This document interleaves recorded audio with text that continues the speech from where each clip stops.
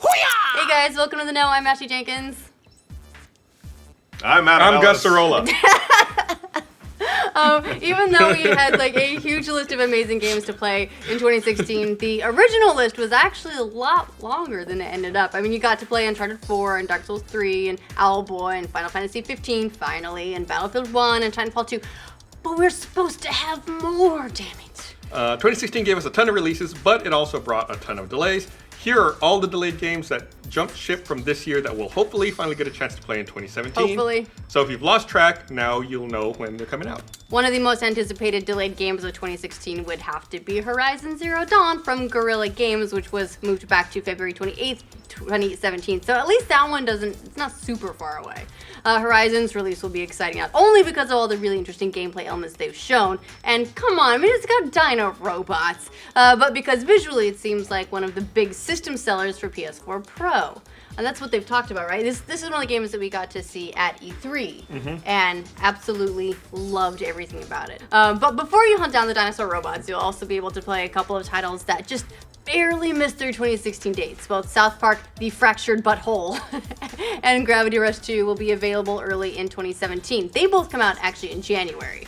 Gotcha. Soon after those, we'll finally be able to get our hands on For Honor and Halo Wars 2, slated for February 14th and 21st, respectively.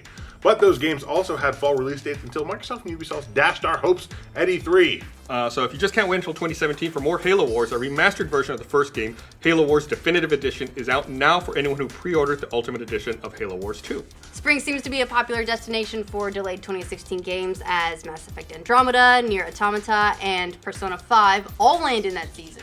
Nier Automata lands in March with a little bit of confusion as to whether or not that game releases simultaneously on PC and PS4 or not. Square Enix has both confirmed and denied the date of the PC release, so that's kind of weird. As for Persona 5, its April release comes after not one, but two separate delays. Meanwhile, Mass Effect Andromeda's spring 2017 release date feels a little up in the air. EA has indicated that if they need to, they'll push it back as much as 5 more months. But BioWare said earlier this month that fans shouldn't worry. I'm worried. One game that might end up in the spring window, but is looking a little bit less likely, we're not entirely sure, would be Legend of Zelda Breath of the Wild. And that game was originally announced for the Wii U back in 2013. It might get another delay if recent rumors are to be believed. According to various sources, it seems like we'll actually see this title closer to summer. It was not formally announced to be a Wii U launch title, but it was widely expected to hit that date. Now we're hearing maybe June.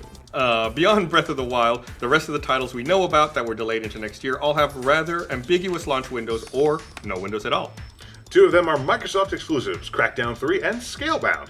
We recently heard via Microsoft Studio Extra livestream that Crackdown 3 probably won't make it to your orb hunting hands until next holiday, just before Scorpio releases. And then as for Scalebound, Microsoft has said even less about that one, if that's possible. Although an Amazon listing may have given away an April 28th launch date, assuming the Amazon listing is to be believed. You never know about those Amazon listings. Like, I feel like they're always just like placeholders. Well, there are some that I feel like are placeholders. If it's a December 31st or something of that nature, I immediately write it off as a placeholder. Yeah. But if it's like a Tuesday or a Friday, I'm like, True. okay, well then maybe that's a thing. But What day of the week is April 28th? I'm gonna look up real fast because you're right. Like lots of times it's the beginning of the quarter or the end of the quarter, and they just have it there. If a game is like slated for Q2 of 2014, they'll just like put it at the end of that quarter if they don't have a real release date. April 28th is a Friday. Okay, so that's possible. If it was like the last day of March or the first day of April, last day of June, and so on and so forth, I would write it off. But that's actually a possibility. So we'll see. But on the Sony side of things, Gran Turismo Sport missed its November release by a wide margin, getting an unspecified date sometime in 2017. Sony even went as far as starting to cancel and refund people's pre-orders, if you guys recall that. Ouch. So there's no telling what that means exactly. It's generally not a good sign, but it did show up at PSX 2016, so maybe we can still count on it being in the next calendar year after all. Once someone gets your money, it's normally a bad sign when they give it back to you. Right, generally That's the thing. companies We don't just want to do that. I don't. Overbloated AAA developers aren't the only ones getting hit with delays because a few higher profile indies fell into 2017 as well. Boo. Gone Home developer Fulbright's next game, Tacoma, Putting You in a Lonely Space Station, hits Xbox One and PC in Q1 2017. Another Xbox One exclusive, Cuphead, is also set to make its debut in 2017 around the middle of the year.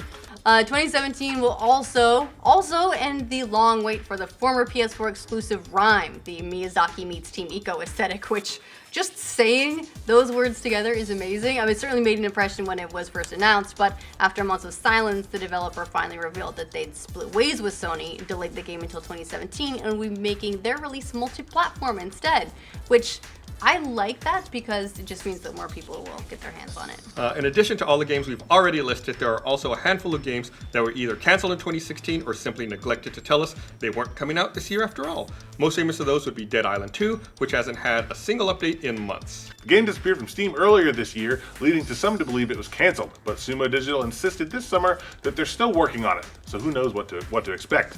Capybara's procedurally generated RPG Below got delayed indefinitely as well, with no word of a release date at all, and likewise for Media Molecule's Dreams, shown off at E3 2015. As for outright cancellations, those honors belong to Rockstar's Whore of the Orient, the spiritual successor to L.A. Noire, led by the same team.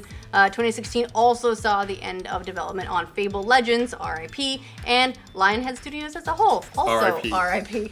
Yeah, I remember that kind of came out of nowhere. I was super excited about Fable Legends, and then it just kind of got the rug pulled out from under it. I don't know if I was excited about Fable Legends, but I did like the Fable franchise as a whole. I like that asymmetrical gameplay idea. Yeah, I like the asymmetrical stuff too. It seemed like a lot of fun, almost like a crossover too with like a dungeon keeper, where you're trying to, you have the one person who's trying to destroy the heroes and the heroes trying to destroy the bad guy, and it seemed like a lot of fun. I liked the aesthetic. It didn't feel particularly like a Fable game outside of the kind of stylized aesthetic. I wasn't entirely sure why they felt the need to put it into that franchise overall. It was sort of a weird choice.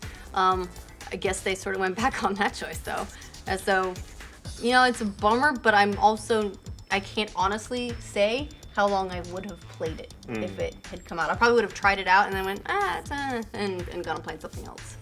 Unless it had the crazy depth, which is now the expectation, because there's so many asymmetrical multiplayer games either out or coming out that the competition's getting pretty stiff. You have to do something special to keep that going. Anyway, that does it for the biggest delays of 2016. Which of these titles are you guys looking forward to getting your hands on in 2017? Hopefully. Let us know in the comments, and then we'll have more videos coming through the holiday looking back on the year and then ahead to next year. So if you want to make sure you catch all those, like this video and subscribe to The Know, or resubscribe if you've been hit with the infamous YouTube bug. Yep, we all know that. It's happening to a bunch of people.